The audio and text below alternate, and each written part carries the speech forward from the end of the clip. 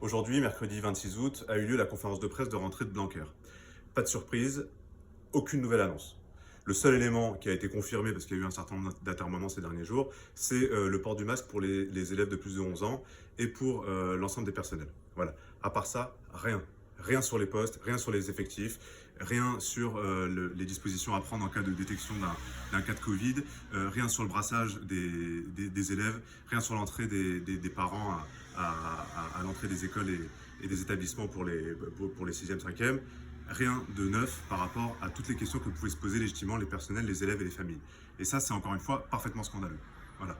Depuis le début de la crise sanitaire, le ministre et ses services avaient largement le temps de préparer une rentrée qui fasse sens sur le plan pédagogique et qui soit sécurisante sur le plan sanitaire pour éviter un nouveau reconfinement généralisé. Et force est de constater que ça n'a pas été le cas. Sur l'éducation, on revendique depuis le printemps un plan d'urgence pour l'éducation, à même de pouvoir baisser les effectifs par classe, à même de pouvoir aménager les locaux, etc. Voilà.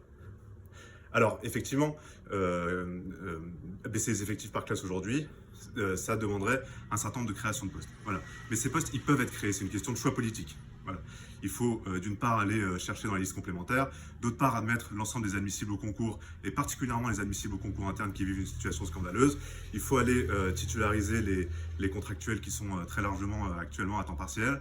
Il faut, si besoin, créer des concours supplémentaires, comme ça a déjà été le cas par le passé dans un certain nombre de départements. Donc les leviers, on les a. Et maintenant, force est de constater qu'une ministre ne fait pas le choix politique de faire en sorte que la rentrée se passe bien sur le plan sanitaire et que la rentrée se passe bien sur le plan pédagogique afin d'assurer des enseignements qui soient émancipateurs et dans le cadre de l'épanouissement des élèves en cette rentrée compliquée.